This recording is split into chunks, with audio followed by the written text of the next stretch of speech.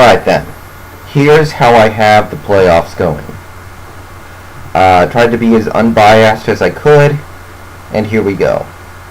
First off, in the wild card round of the AFC, I have the Patriots beating the Ravens and the Broncos beating the Texans.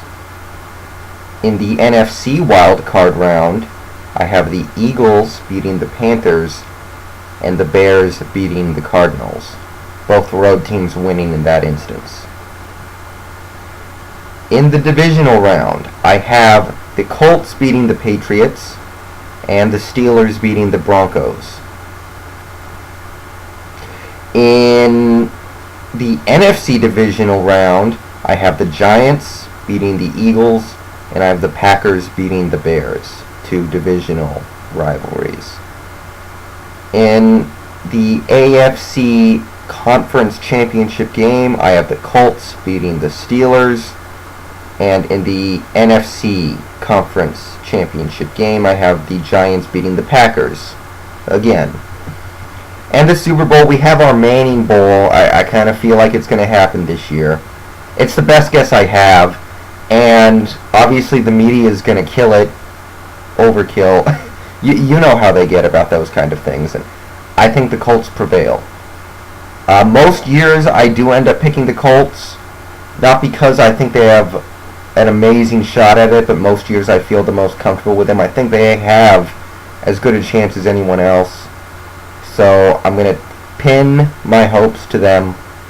I have Super Bowl 43 going Colts over the Giants. And finally, your Super Bowl MVP, probably going to be Peyton Manning.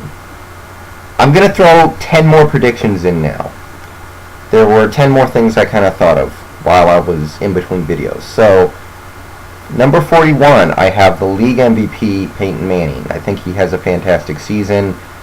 And I think other guys who are really good, like Adrian Peterson and, maybe Michael Turner, are not on playoff teams. So I think it's going to be Peyton Manning. Number 42, Adrian Peterson is the Offensive Player of the Year because you can give those awards to players on teams that didn't make the playoffs. I think he has a great offensive year. 43, Defensive Player of the Year goes to DeMarcus Ware. Number 44, Rookie of the Year goes to Chris Wells of the Arizona Cardinals.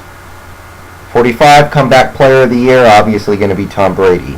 I don't see how that doesn't happen. I think that the best offense in the league statistically, meaning the most yards, is the Saints. The best defensive team in terms of yards is the Steelers. That might be the same as it was last year, but those are good bets. Coach of the Year, Mike McCarthy for turning around the Packers.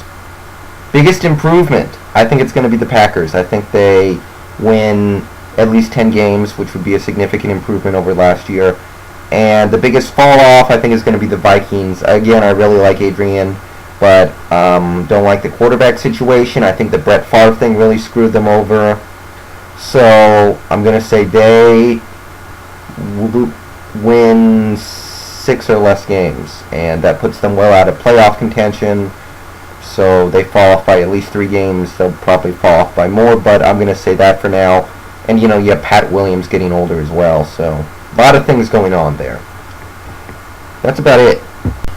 And now I want to make my predictions about my team, the Seattle Seahawks. Just 10 things I think are going to happen this year. 9 of them positive. First off, John Carlson, last year, I predicted he would have at least 50 receptions, 500 yards, and 5 touchdowns. He did that. This year I'm going to say 65 receptions, 650 receiving yards, and 6 touchdowns. I'm going to step it up a little bit, and I think he'll do it. Number 2, Houshmandzadeh has at least 90 receptions, 1,100 receiving yards, and 8 receiving touchdowns. So I think we're going to pass the ball well this year. I don't think we're going to run the ball very well, but I think we'll pass it well because we're going to have to pass a lot, I feel like. Number 3, at least 5 touchdowns total for Owen Schmidt. That's just kind of a funny feeling I have. It doesn't mean that much, but I think he's going to get into the end zone. Number 4, quarterback rating of at least 80 for Hasselbeck. He has a little bit of a comeback year, along with at least 20 touchdowns. I don't know if he's going to be amazing, but I think he'll be a lot better than he was last year. That's not saying much, though. Number 5, Tutupu forces at least 5 turnovers, meaning if you combined his forced fumbles with his interceptions, he's going to have at least 5. Number 6, Josh Wilson leads the league in return yards. I think he did this last year, or at least he was very close. Josh Wilson has an excellent year returning. I'm feeling it. Number 7, Marcus Trufant has at least 5 interceptions. He only had 1 last year. Bad year for Trufant all around. He also wasn't covering that well. I think he gets at least 5 this year. Number 8, at least 100 rushing yards for Justin Forsett. I think he gets on the team. I think he gets a little bit of playing time. I think he has 100 rushing yards in him. Number 9, at least 100 receiving yards for Seneca Wallace. I think we use him a little bit in trick play situations. I think he catches enough passes for that. Hopefully, it's probably going to be something, either he catches 3 passes for 100 yards or he doesn't catch anything, but I think it. Number 10, my expectations this year are a little tempered. I would love to go 9-7. I think right now it's 8-8, second in the NFC West. I think we'll be like 1 game, maybe 2 games behind Arizona, meaning we'll be right there. But that is the best prediction I can give, 8-8, and I'd be okay with 8-8. The goal is to win the Super Bowl always, but I don't know if this team is Super Bowl material, so it is what it is. Hoping for 9-7 realistically, but I think it'll be 8-8, second in the NFC West. That's all the predictions I have. See you later.